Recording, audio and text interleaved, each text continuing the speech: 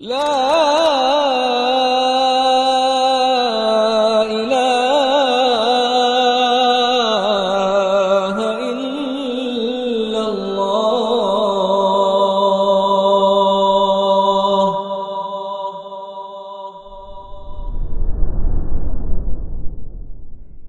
السلام عليكم ورحمة الله وبركاته.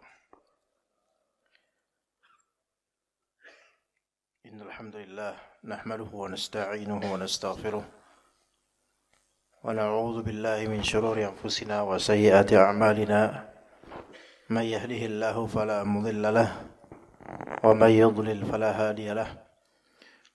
أشهد أن لا إله إلا الله وحده لا شريك له وأشهد أن محمدا عبده ورسوله لا نبي بعده. يا أيها الذين آمنوا اتقوا الله حق تقاته ولا تموتن إلا وأنتم مسلمون. يا أيها الناس اتقوا ربكم الذي خلقكم من نفس واحدة وخلق منها زوجها وبث منهما رجالا كثيرا ونساء واتقوا الله الذي تساءلون به والأرحام إن الله كان عليكم رقيبا. يا أيها الذين آمنوا اتقوا الله وقولوا قولا سديدا يصلح لكم أعمالكم ويغفر لكم ذنوبكم ومن يطع الله ورسوله فقد فاز فوزا عظيما. فإن أصدق الحديث كتاب الله وخير الهدي هدي محمد صلى الله عليه وسلم وشر الأمور محدثاتها وكل محدثة بدعة وكل بدعة ضلالة وكل ضلالة في النار. أما بعد. Para ikhwah sekalian dan akhwat rahimani wa rahimakumullah, di kehidupan dunia ini tentu tidak lepas dari al-ibtila, al-imtihan, ujian, ikhtibar. Jadi ibtila, imtihan, ikhtibar, fitnah, itu semua bisa dimaknai sebagai ujian. Kata Rabb kita Azza wa Jalla, wa nabluukum bisyarri wal khairi fitnah. Di surat Al-Anbiya ada satu ayat yang menerangkan kenyataan di tiga alam. Kullu nafsin dha'iqatul maut wa nabluukum bisyarri wal khairi fitnah wa ilaina turja'un. Ayat berapa itu? Bisa dilihat di surat Al-Anbiya. Ya kullu nafsin dha'iqatul maut.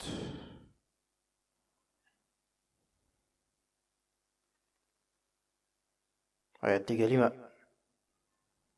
Kullu nafsin dha'iqatul maut wa nabluukum bisyarri wal khairi fitnah wa ilaina turja'un. Ayat ini menerangkan ciri khas global dari tiga alam. Kullu nafsin dha'iqatul maut ini terkait dengan alam barzakh. Setiap jiwa akan mengecap kematian. Dari kematian itu terasa. Ketika orang mati, seringan apapun terasa. Kemudian wa nabluukum bisyarri wal khairi fitnah. Kami uji kalian baik dengan keburukan maupun kebaikan sebagai fitnah, ujian, ikhtibar, imtihan. Ini berkaitan dengan alam dunia. Kemudian wa ilaina turja'un, kepada kamilah kalian akan kembali. Ini berkaitan dengan alam akhirat. Dan kita berada di wa nabluukum bisyarri wal khairi fitnah. Berarti kita berada di negeri fitnah, yaitu dunia. Dan kullu nafsin dha'iqatul maut berarti di negeri kematian, yaitu barzakh nanti setelah kehidupan dunia. Dunia disebut dunia karena dekatnya ia jaraknya. Usia manusia terutama umat Nabi Muhammad sekisar 60-70 dan jarang yang melewati itu. Maka itu termasuk dekat jika dikomparasikan dengan alam barzakh, apalagi alam akhirat yang selamanya. Kemudian barzakh disebut barzakh karena barzakh maknanya wasithah, penengah atau perantara antara alam dunia dan alam akhirat. Dan alam akhirat disebut akhirat karena dia akhir dan abadi. Wa ilaina turja'un, rujuknya manusia, rujuknya makhluk kepada Allah di hari akhir nanti itu ada keniscayaan tanpa kecuali dari setiap insan dan jin.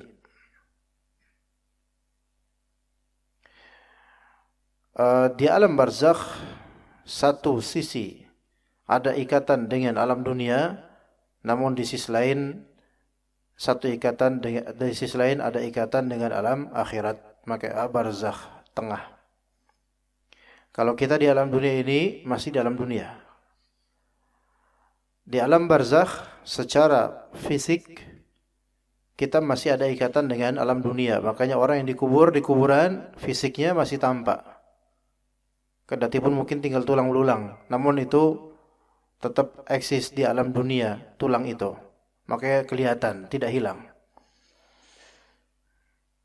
Sementara ruhnya itu sudah terikat dengan gerbang alam akhirat.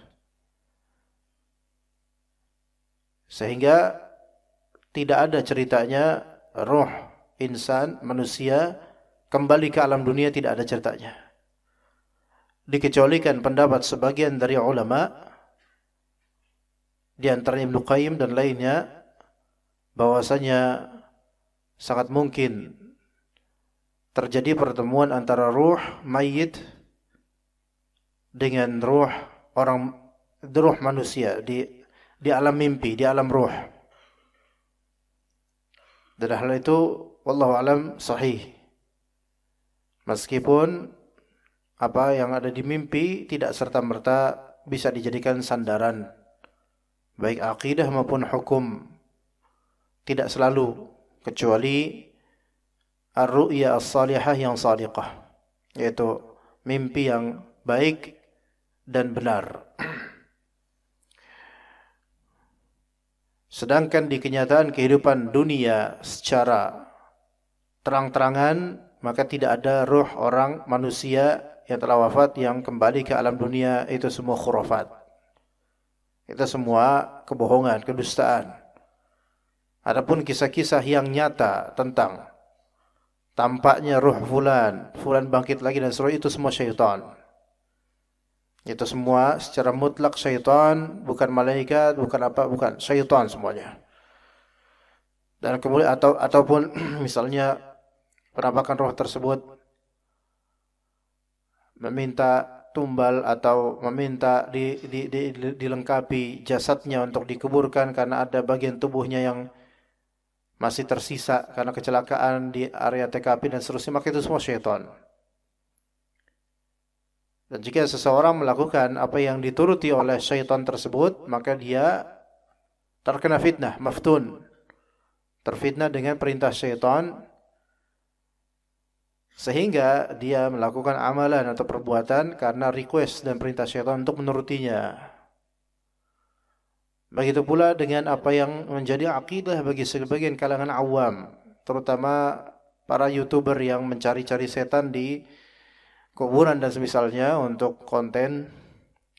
Ketika dia terpertemukan dengan jin yang menyerupakan dengan manusia yang telah wafat, kemudian merasa bahwasanya jin itu minta untuk atau penampakan tersebut minta untuk didoakan agar sempurna, maka ini semua adalah bisikan syaitan. Untuk apa disempurnakan gitu loh. Kalau imam mau doakan, tapi doakan mayit, bukan doakan penampakan. Karena penampakan ini semua syaitan. Semua penampakan itu syaitan, walaupun mirip 100% dengan mayit. Ya. Dan itu termasuk di antara fitnah. Fitnah yang syarr, yang buruk. Tayyibana blukum bisyarri wal khairi fitnah. Kami berikan bala dan ujian untuk kalian sebagai ujian, sebagai ikhtibar fitnah dengan syarr dan khair, dengan keburukan dan kebaikan. Dan ini alam dunia. Di sini ada lafal fitnah yang juga relevan dengan apa yang akan kita bahas di kajian ini, syarah kitab Tauhid ini, yaitu berkaitan dengan apa yang dibahas oleh Syekh Muhammad bin Abdul Wahhab rahimahullah dalam kitabnya. Tapi kata Imam Ahmad bin Hanbal rahimahullah, "Ajibtu liqaumin 'araful isnada wa sihhatahu yadhhabuna ila ra'yi Sufyan." Aku takjub sini takjub heran, bukan takjub terpana dan kagum, bukan. Aku heran dengan suatu kaum 'araful isnada wa sihhatah. Mereka tahu tentang sanad hadis dan kesahihan hadis. Kaum ini berarti ahli ilmu, bahkan ahli hadis. Aku heran dengan mereka itu ahli hadis. Tahu sanad dan tahu keabsahan hadis-hadis. Tapi yadhhabuna ila ra'yi Sufyan. Tapi mereka justru lebih memilih pendapat Sufyan Ats-Tsauri rahimahullah. Ya, maksudnya di sini adalah Sufyan Ats-Tsauri termasuk ulama besar di zamannya. Dan Sufyan Ats-Tsauri wafat kisaran tahun 161 atau sekitar itu. Sufyan Ats-Tsauri sebenarnya memiliki mazhab sebagaimana Imam Abu Hanifah di zamannya, Imam Malik yang sezaman juga dengan Sufyan Ats-Tsauri. Adapun Imam Syafi'i, ketika Sufyan Ats-Tsauri wafat, Imam Syafi'i baru 11 tahun, jadi belum ada mazhab Syafi'i. Apalagi Imam Ahmad bin Hanbal, ya. Nah, di zaman-zaman Imam Malik itu ada juga mazhab Sufyan Ats-Tsauri, dan termasuk mazhab yang populer di zamannya. Namun kenapa sekarang tidak ada mazhab fiqih disebut mazhab Tsauri? Karena para tulabnya inqaradu, yaitu para murid Sufyan Ats-Tsauri itu mereka tidak mempopulerkan mazhab gurunya. Dan mereka satu persatu wafat dan tidak mentadwin atau menulis pendapat-pendapat fiqih dari gurunya, yaitu Sufyan Ats-Tsauri.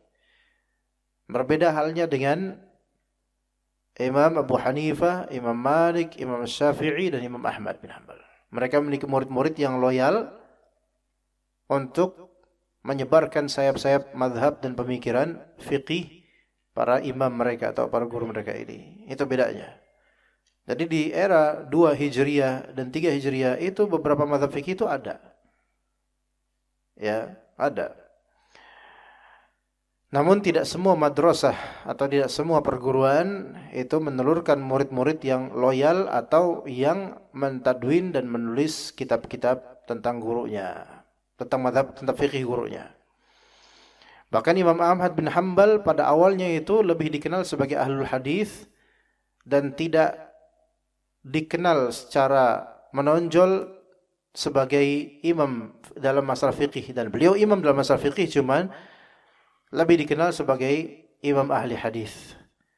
Namun kemudian murid-muridnya yang banyak meminta fatwa pada Imam Ahmad bin Hanbal, yaitu mentadwin dan menulis kitab-kitab fatwanya Imam Ahmad bin Hanbal, maka kemudian mulailah para ulama-ulama pengikut Imam Ahmad meracik dan mendasari penulisan kitab fiqih ala pemikiran mazhab Imam Ahmad bin Hanbal. Yang paling pertama yaitu Mukhtasar Al-Khiraqi rahimahullah. Taib. Jadi di sini Imam Ahmad bin Hanbal sendiri di zamannya berkata, "Ajibtu liqaumin 'araful isnada wa sihhatahu, thumma dhahabu ila yadhhabuna ila ra'yi Sufyan." Saya kaget, saya heran dengan beberapa orang berilmu. Mereka itu ngerti hadis, ngerti dalil, ya, tetapi mereka malah justru lebih memilih ucapan manusia, yaitu Sufyan Ats-Tsauri. Wallahu ta'ala yaqul, kata Imam Muhammad, Allah ta'ala berfirman, "Falyahdharil ladzina yukhalifuna an amrihi an tusibahum fitnah aw yusibahum adzabun alim. Maka waspadailah, berhati-hatilah. Itu siapa? Orang-orang yang menyelisih perintah Allah Azza wa Jalla. Orang-orang yang menyelisih perintah Allah Azza wa Jalla. Falyahdhiril ladzina yukhalifuna an amrihi.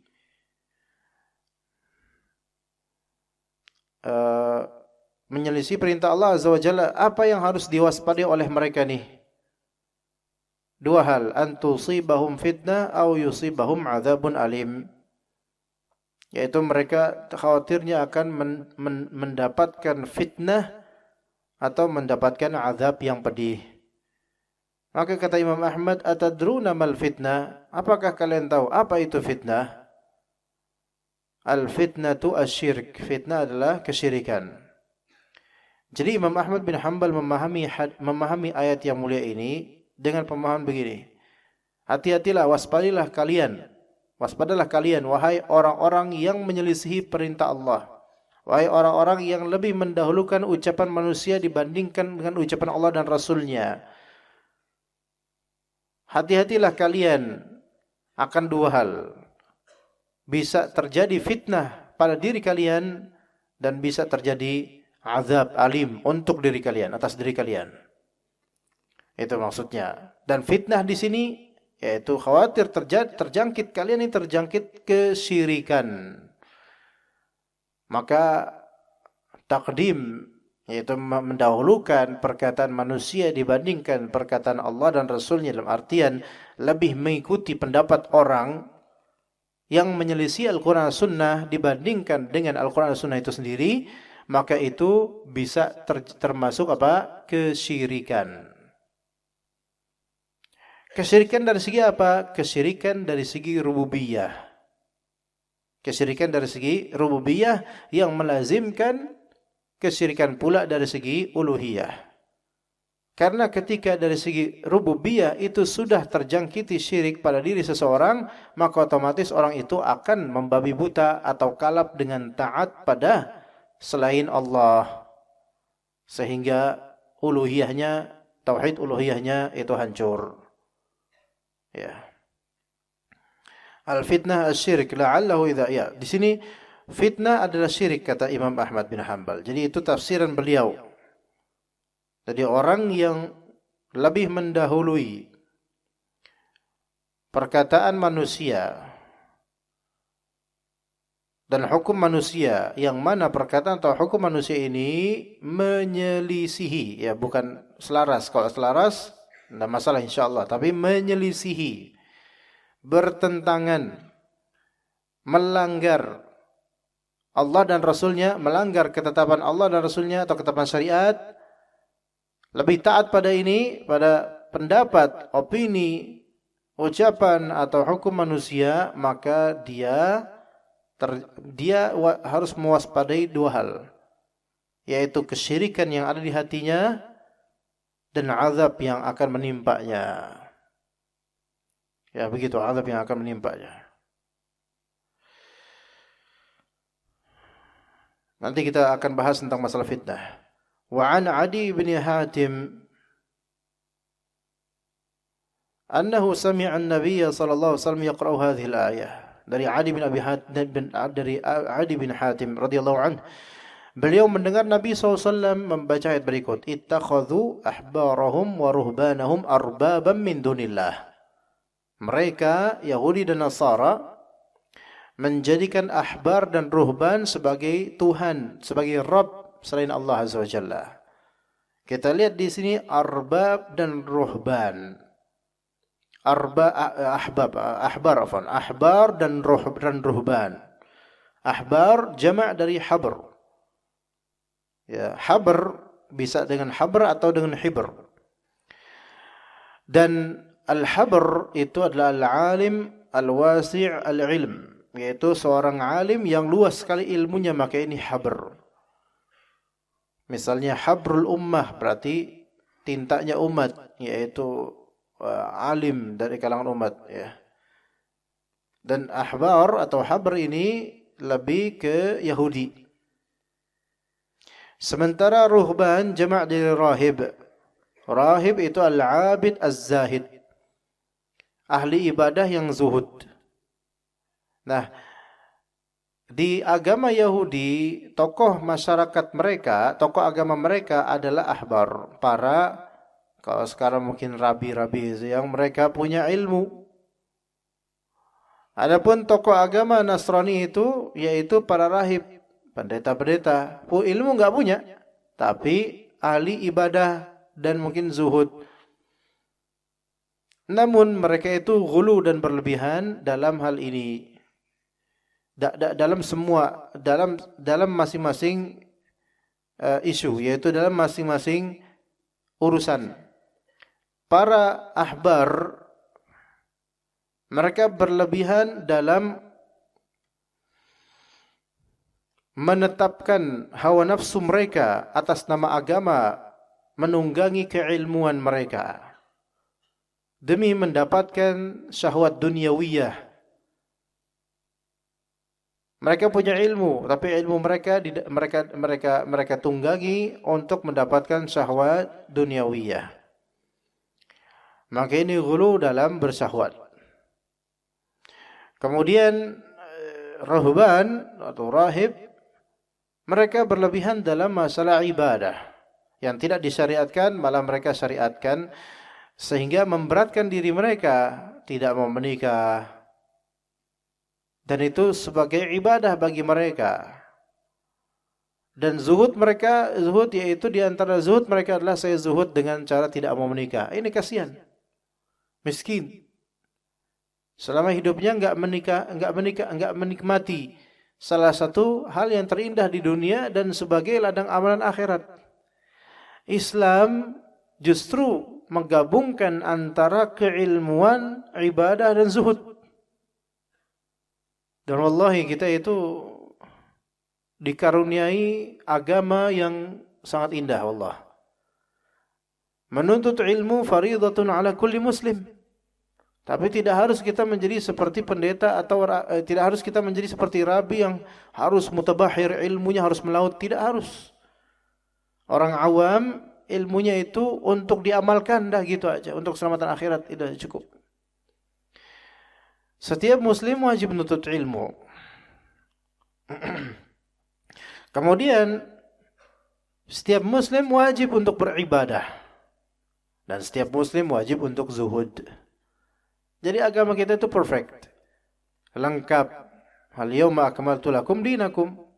Pada hari ini telah kusempurnakan agamamu untukmu, agama kalian untuk kalian. Inna dina indallahil Islam. Agama yang sah di sisi Allah hanyalah Islam. Jadi ini amat sekali. Nah, mereka Yahudi dan Nasara menjadikan ahbar dan ruhban mereka sebagai arbab. Arbab jamak dari Rabb, sebagai Tuhan, sebagai Rabb selain Allah Subhanahu wa taala. Nah, kemudian dikatakan faqultu lahu, aku yaitu Adi bin Hatim berkata kepada Rasulullah, inna lasna na'buduhum. Ya Rasulullah, kita enggak pernah menyembah mereka. Maksudnya orang-orang itu enggak menyembah pendeta, enggak menyembah rabi Yahudi. Maka kata Nabi SAW, alaysa yuharrimuna ma ahallallahu fatuharrimunahu. Bukankah para rabi atau para pendeta ini mengharamkan apa yang Allah halalkan sehingga kalian pun ikut-ikutan mengharamkan apa yang Allah haramkan? Wa yuhilluna ma harramallahu fatuhillunahu. Dan mereka para rabi dan juga pendeta itu menghalalkan apa yang Allah haramkan sehingga kalian ikut-ikutan menghalalkannya. Maka kata Adi bin Hatim, bala iya Rasul, kayak gitu emang kenyataannya orang-orang Yahudi Nasara. Maka fatilka ibadatuhum, maka itulah ibadah mereka, itulah penyembahan mereka kepada selain Allah, yaitu ketika ada ulama mereka atau pemuka agama mereka memberikan decision, keputusan keagamaan yang menyelisihi jelas-jelas perintah atau larangan Allah, terus mereka juga malah justru ikut dengan keputusan pemuka agama dan tidak mengindahkan perintah atau larangan Allah dan Rasulnya. Maka ini semua adalah seperti penyembahan terhadap selain Allah Azza wa Jalla, dan menganggap bahwasanya ada Rabb selain Allah yang mengatur hukum manusia. Ya, jadi dalam ayat itu disebutkan apa? Ittakhadhu ahbarahum wa ruhbanahum arbaba, Rabb. Bukan ilaha di sini, bukan alihah, bukan alihah. Al-hafal dalam ayat bukan alihah. Karena Rabb dengan ilah, kalau dalam Islam, Rabb itu Allah, ilah itu Allah. Karena Rabb yang sahih secara akidah Allah Azza wa Jalla, ilah yang sahih secara amaliyah Allah Azza wa Jalla. Taib, apa perbedaan Rabb dan ilah di sini, jemaah sekalian? Bukankah nama Allah Ta'ala di antara Ar-Rabb? Iya. Bukankah di antara nama Allah adalah Al-Ilah? Atau sebut nama Allah Al-Ilah, bahkan Allah, lafal jalalah Allah itu diambil derivasi katanya dari kata ilah atau uluhiyah. Ilah, Allah. Dan juga orang-orang Ibrani zaman dahulu itu juga menyebut Tuhan sebagai Elia. Elia. Ya. Makanya malaikat-malaikat itu pada akhiran namanya rata-rata Il. Il itu adalah Allah. Israfil, Israel. Ya Israel. Adapun Azazil itu nama setan, ya. Jibril atau Jibrail, dan dalam penyebutan lain Jibrin, itu Jibril semua. Maka jadi il. Ilah itu juga dikenal sejak dahulu. Apa arti ilah? Ma'luh, yaitu sesembahan. Oke, la ilaha illallah, la ma'budu bihaqqin illallah. Ya, jadi ilah maknanya ma'luh, yaitu ma'bud, yang disembah. Tapi berarti sekarang apa bedanya Rabb dengan ilah atau Allah? Ada tauhid rububiyah, ada tauhid uluhiyah. Tauhid rububiyah yaitu Rabb, Rabbnya Allah SWT, dan tauhid uluhiyah keilahan, yaitu ketuhanan, kesembahan, ya. Apa bedanya? Singkatnya, rububiyah itu adalah rububiyah itu lebih ke sifat subjektif pada Allah Azza wa Jalla. Adapun uluhiyah lebih bersifat objektif terhadap Allah Azza wa Jalla. Apa maksudnya? Yaitu rububiyah lebih ke Allah yang Adapun uluhiyah lebih ke Allah yang Ya, pikirin sendiri. Sampai enggak jemaah? Belum. Rububiyah itu Allah yang merezekikan, menciptakan, melihat, mendengar, memberikan, menahan, menentukan, mentakdirkan, ya. Itu rububiyah. Adapun uluhiyah atau keilahan itu Allah yang disembah, diagungkan, dipuja, diingat, dijadikan sebagai sandaran tawakal, dijadikan tujuan berdoa, dijadikan sandaran ketika kesulitan. Paham enggak di sini? Mulai paham enggak jemaah? Jadi rububiyah itu Allah Azza wa Jalla yang melakukan apa yang Allah Ta'ala ingin lakukan, baik secara dzatiyah maupun fi'liyah, ya, atau yang ada pada Allah Azza wa Jalla dari sifat-sifatnya. Maka itu rububiyah, dari asma dan sifatnya, itu semua kembali ke rububiyah Allah Azza wa Jalla. Subjeknya ada pada Allah Azza wa Jalla, gitu loh. Jadi rububiyah itu tentang Allah. Adapun uluhiyah, maka ini perlakuan makhluk kepada Khaliq. Makanya ini objektif. Allah Ta'ala dalam tauhid uluhiyah itu berperan sebagai zat yang objektif, yaitu tujuan yang dituju dalam doa, yang disembah, yang diingat selalu, yang diagungkan. Gitu, paham di sini, Pak? Seperti itu. Itu perbedaan tauhid rububiyah dan tauhid uluhiyah. Seseorang di sini yang menentukan hukum itu siapa? Allah. Berarti ini berkaitan dengan tauhid apa, jemaah? Ayo, kalau tadi paham, sekarang paham. tauhid rububiyah. Maka ketika seseorang lebih memilih keputusan yang menyelisihi hukum Allah Azza wa Jalla, maka dia telah berbuat syirik dalam segi apa? Tauhid rububiyah. Ketika seseorang dia cedera, cacat dalam urusan tauhid rububiyah, maka pasti dia akan lebih condong di tauhid uluhiyahnya kepada objek yang dia fokuskan itu. Faham enggak jemaah? Anak-anak kasih contoh yang mungkin lebih mudah buat antum. Yang sering Anda ulang. Kalau seseorang itu dia meyakini bahwasanya di pantai di laut selatan itu ada Cikidul. Ya. Mbak Kidul. Ya. Misalnya yang menguasai laut selatan dari Banten sampai Jogja sampai Jawa Timur. Oke? Yang menguasai laut pantai ini, lautan selatan. Berarti ini kan menganggap adanya raja, adanya penguasa selain Allah, gitu kan?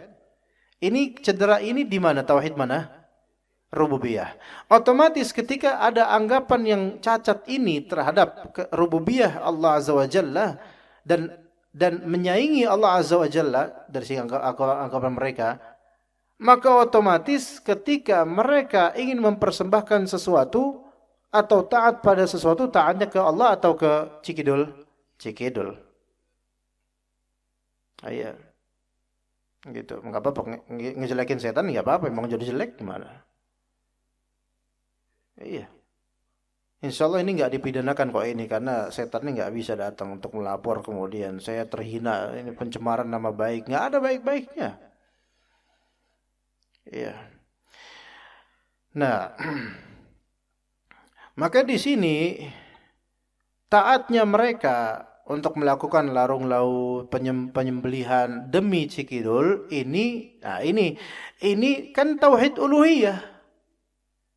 Bukan tauhid, bukan afwan, astagfirullah. Ini adalah uluhiyah yang menyimpang, ibadah yang menyimpang, persembahan yang menyimpang. Tapi ini berangkat dari apa? Akidah rububiyah yang cacat, menyimpang, salah. Karena menganggap ini ini punya kekuasaan yang independen gitu loh. Begitu coba sekalian. Jadi orang-orang yang tauhid uluhiyahnya ngawur itu banyak berasal dari apa? Tauhid rububiyahnya yang hancur, salah dalam mengorientasikan ibadahnya. Begitu. Maka orang yang mendahulukan kalimat manusia, ucapan manusia yang menyelisihi kalimat Allah dan sabda Nabi SAW, maka orang ini menjurus ke pemahaman bahwasanya seolah-olah apa? Ini orang berhak menentukan syariat dibandingkan Allah. Maka dari situlah terjadilah ketaatan pada orang ini yang menyelisihi Allah dan Rasulnya. Ya begitu. Taib, kita menuju ke pembahasan fitnah. Apa fitnah itu? Ya. Dan fitnah ada beberapa makna. Fitnah makna pertama bisa menjadi kufur atau syirik. Makna pertama fitnah, kekufuran atau kesyirikan. Ya.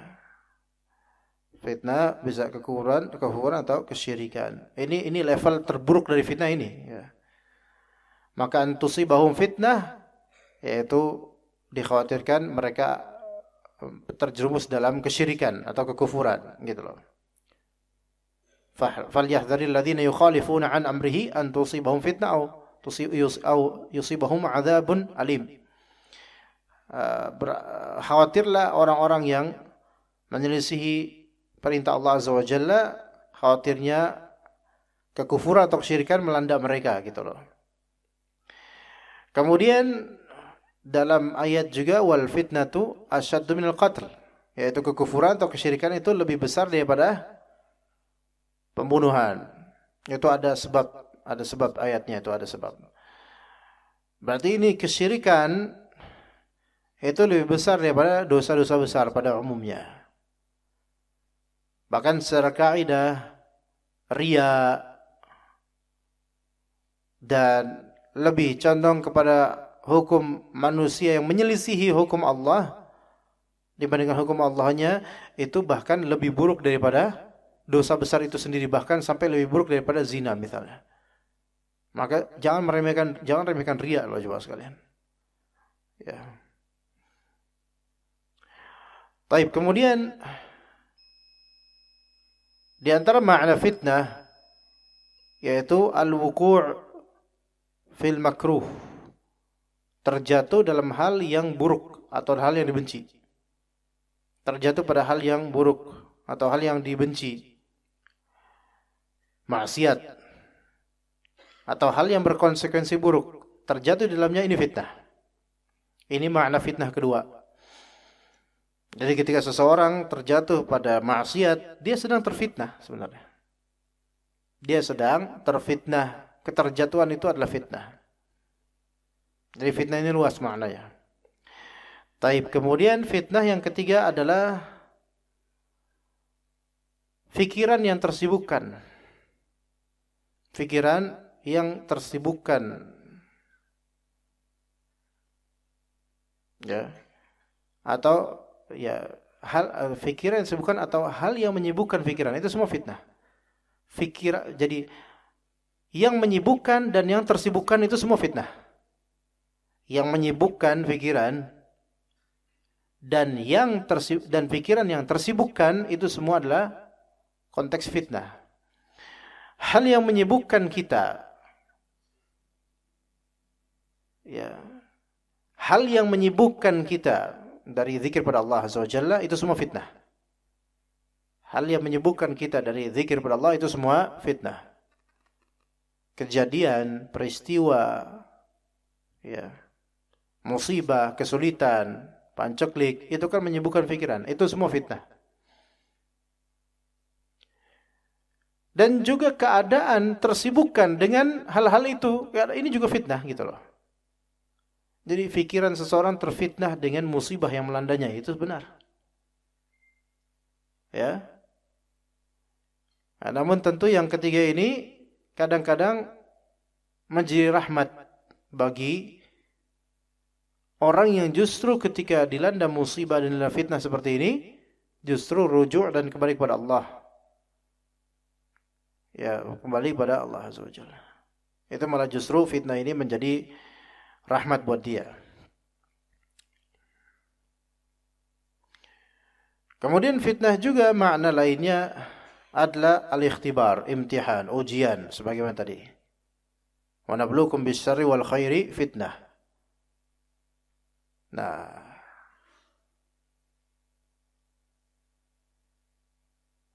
itu yang keberapa tuh? Keempat ya masalah. Taib. Pernah juga Anda mendengar makna fitnah di antaranya adalah talatum al-ahwal. Talatum al-ahwal. Talatum berawal dari kata latoma. Latoma itu artinya nampar. Al-ahwal keadaan. Maksudnya keadaan yang saling menampar satu sama lain. Itu fitnah. Apa bahasa kita, Pak? Serba salah. Hal yang, ya, serba salah itu fitnah. Simalakama gitu bahasanya. Kesana salah, kesini salah. Ini fitnah. Oke.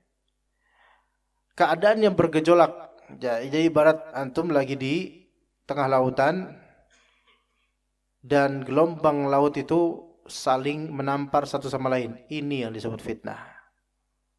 Al-haraj, pembunuhan.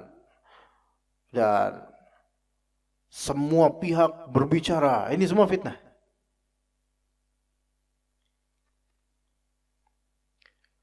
Ada isu ini, isu itu, ya. Pihak A di media sosial rame, ikhwan pengajian pun ikutan ngeramein karena nggak ada kerjaan, ya. Oh, ada kubu ini berargumen ini, kubu ini, oh, pada perang di media sosial. Ini semua fitnah. Ya. Rumah tangga Ustadz ini lagi kacau nih karena ada istri yang gini-gini dan seterusnya. Di media sebar, wah, antum bela fulan ya, antum bela fulana ya. Ini semua fitnah. Bahkan ini bukan urusan antum bahkan. Ya, ini semua fitnah. Karena terjadi talatum al-umur, yaitu perkara-perkara itu saling menampar satu sama lain. Ini yang membuat insyighalul bal, yaitu pikiran itu tersibukkan dengan urusan yang bukan urusan dia. Itu fitnah. Kita itu urusin aja diri kita dan amalan kita yang belum seberapa. Orang yang bukan urusan kita, terus kita urusin. Dan ngurusnya itu cuman ngurusin di media sosial, di WhatsApp kita. Ini fitnah sebenarnya. Ini terjatuh orangnya dalam fitnah. Ya. Dari semua tadi makna-makna fitnah yang 5, tidak ada satupun makna fitnah ini yang selaras dengan apa yang kita fahami biasa di Indonesia sebagai tuduhan tanpa bukti. Itu dalam bahasa Arab bukan fitnah, tapi buhtan. Ya, bahasa Arabnya buhtan, bukan fitnah. Ya. Maka menerjemahkan ayat wal fitnatu akbar minal qatl atau wal fitnatu asyaddu minal qatl, fitnah lebih keji daripada pembunuhan, terus diterjemahkan fitnah, ditafsirkan di sini fitnah itu adalah tuduhan tanpa bukti. Ya, ini salah, ngawur.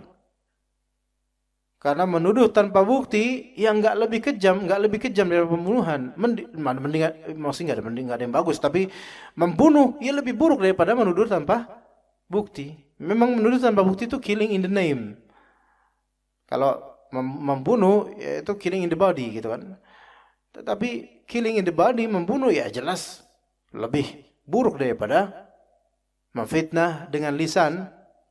Tapi fitnah yang dimaksud di ayat adalah syirik dan kekufuran, dan beberapa hal lainnya juga ada tafsiran berbeda.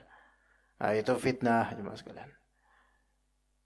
Maka seseorang itu ketika dia fikirannya tersibukkan dengan hal yang tidak bermanfaat, tersibukkan dengan maksiat, tersibukkan dengan hal yang bukan urusan dia, maka orang ini maftun, terfitnah, tersita waktu banyak untuk hal-hal yang bukan urusan dia atau tidak bermanfaat.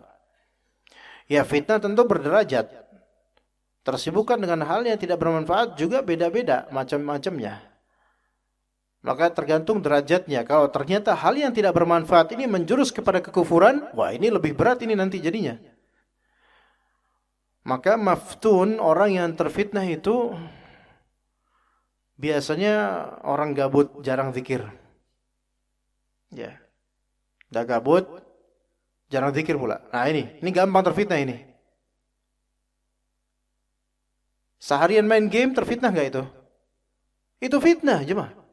Hatta gamenya cuma main sweeper atau solitaire atau misalnya game-game yang mungkin game-game kecil, walaupun game kecil, seharian dia main game itu. Seharian. Apalagi sampai berbayar gamenya, Masya Allah, berhari-hari, Masya Allah. Ini fitnah. Ya. Terfitnah dia. Nah, tapi fitnah berupa imtihan, ujian itu selalu ada. Hanya saja zikir, kembali kepada Allah, beribadah itu obat untuk semua fitnah. Obat untuk semua fitnah. Yang tadi yang dibilang, kadangkala justru fitnah itu lebih afdol. Keadaan Allah beri ujian berupa fitnah itu bisa membuat hamba yang jujur, yang shadiq itu malah kembali ke Allah dibandingkan sebelumnya. Nah, sekarang ketika kita ini dalam kondisi kehidupan sedang baik-baik saja, everything is fine, ekonomi mapan, rumah udah nggak ngontrak lagi, keluarga sejahtera, semua baik-baik saja. Antum bersyukur, wajib bersyukur. Tapi justru keadaan ini harus antum waspadai. Dan ini berlangsung berbulan-bulan kok semua kayaknya saya nggak ada ujian gitu loh. Iya. Kalau dalam keadaan gini antum harus cepat-cepat minta sama Allah, ya Allah, jaga diri saya ya Allah. Minta sama Allah, ya Allah. Karena apalagi kemudian, nah, ketika semua keadaan dipermudah oleh Allah dan ternyata antum mulai berpaling. mulai terlena. Ini keadaan berbahaya sekali ini. Kalau di momentum kayak gitu antum harus segera sadar. Karena boleh jadi fitnah itu dekat. Ujian itu dekat. Ya. Tiba-tiba aja mendadak ada sesuatu yang membuat antum terfitnah. Ya. Bahkan itu sudah mulai fitnah itu. Terlena, semua baik-baik saja, mulai longgar, mulai enggak zikir, mulai enggak baca Quran, mulai malas majelis alim dan seterusnya. Fitnah. Ada seorang yang hamba Allah, ada hamba Allah yang pernah dalam keadaan suatu ketika dalam keadaan semua tuh baik-baik saja dan dia bingung dan heran, kok sekarang malah jauh dari Allah ya gitu kan. Maka dia pun minta sama Allah Azza wa Jalla agar ya Allah dekatkan saya kepada Engkau. Maka Allah Subhanahu wa taala berikan musibah buat dia. Ya, berikan musibah buat dia. Karena minta dekat sama Allah, Allah berikan fitnah, musibah buat dia. Itu. Yang mana musibah atau fitnah ini justru membuat dia dekat sama Allah. Itu yang tadi kita sebut, kadang-kadang musibah atau fitnah malah justru menjadi rahmat bagi orang yang jujur. Tapi bagi orang yang tidak jujur, musibah dan fitnah itu membuatnya semakin kufur, semakin jauh.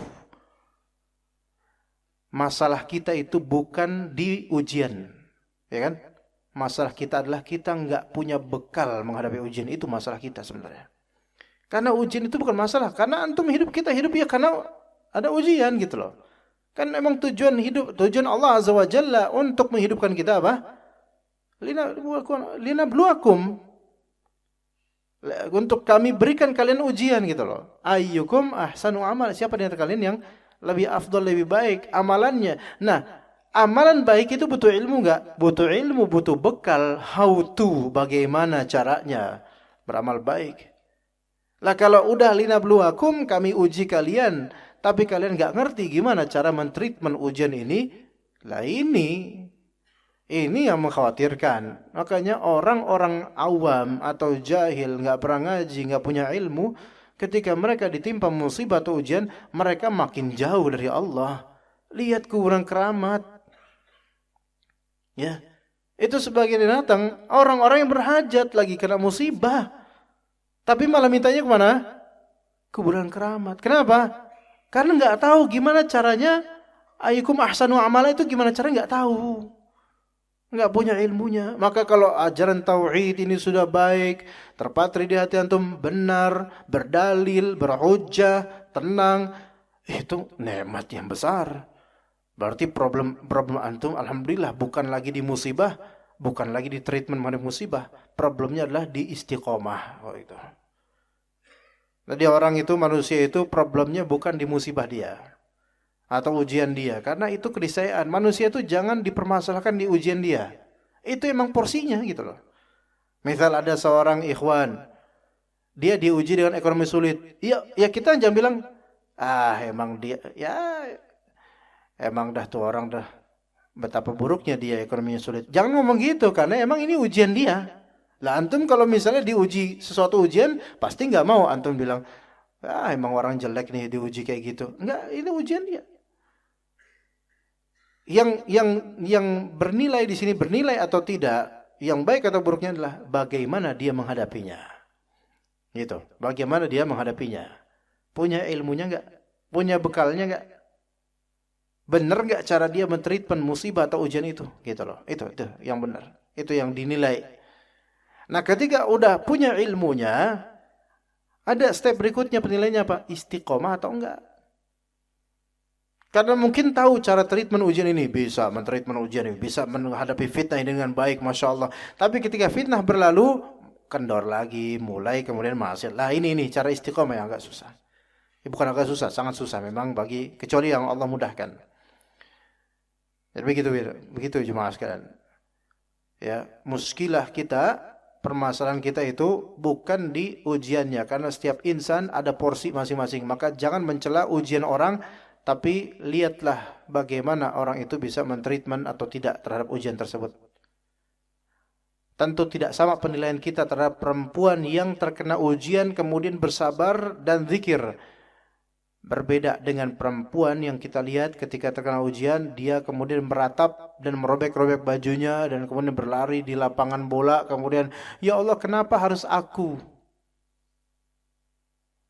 Ya Allah kenapa aku diperlakukan seperti ini? Ya Allah apa salahku? Wah ini paling jelek nih. Apa salah? Ya banyaklah salah dia, itu aja udah salah. Jangan kita menggugat Allah dengan musibah yang terjadi dengan mengatakan, ya Allah apa salah saya? Ente banyak salahnya. Bahkan bertanya kayak gini aja udah salah. Ini suatu treatment yang salah terhadap musibah dan ujian oleh Allah Azza wa Jalla. Ya. Nah, kalau Allah Ta'ala telah memberikan kita ilmu melalui kitab, majlis ta'lim, lisan para asatidzah dan ulama, kemudian kita bisa dengan tenang menghadapi ujian dunia ini, tinggal istiqomah gitu. Lurus, lempeng aja terus lurus. Jangan apa? Jangan kendor, jangan kasih kendor kok bahasanya. Iya. Terus gaspol gitu, gaspol ya. Ya, anak ngikutin antum. Enggak tahu tuh fitnah atau bukan itu. Iya, terus istiqomah, bismillah. Ya.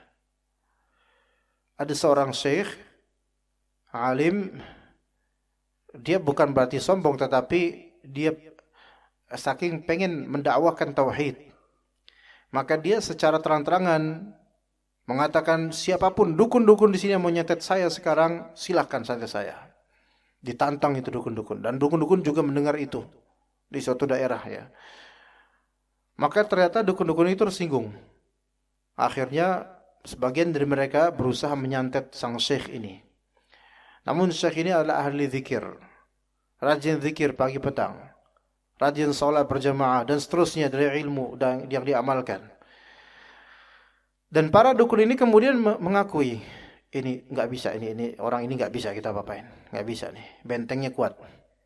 Iya, nggak bisa.